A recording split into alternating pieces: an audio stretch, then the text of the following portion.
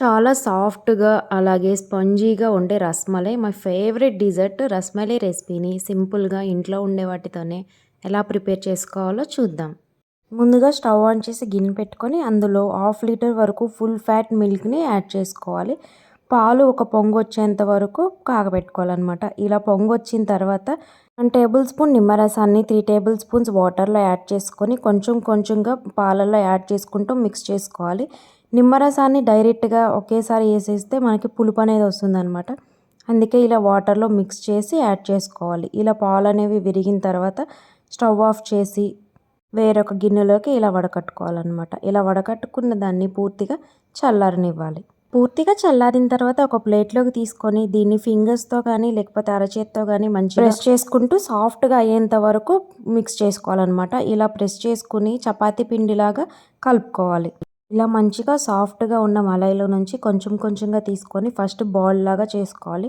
Round ball లాగా చేసుకున్న తర్వాత కొంచెం ఫ్లాట్‌గా ప్రెస్ చేసుకుంటే మనకి రసమలై ప్రిపేర్ అవుతుందనమాట. ఇలా అన్నిటిని ప్రిపేర్ చేసుకొని ఒక ప్లేట్‌లో పెట్టుకోవాలి. ఇప్పుడు స్టవ్ ఆన్ చేసి ఇంకొక గిన్నె పెట్టుకొని అందులో 1 కప్ షుగర్ అలాగే 2 కప్స్ వరకు వాటర్ యాడ్ చేసుకోవాలి. షుగర్ మెల్ట్ అయ్యేంత వరకు తిప్పుతూనే కరిగించుకోవాలన్నమాట.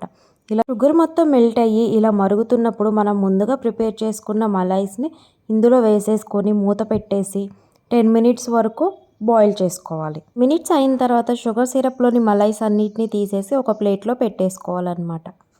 స్టవ్ ఆన్ చేసుకొని ఇంకో కడాయి పెట్టుకొని హాఫ్ లీటర్ వరకు పాలు అలాగే 2 టేబుల్ స్పూన్ షుగర్ యాడ్ చేసుకోవాలి.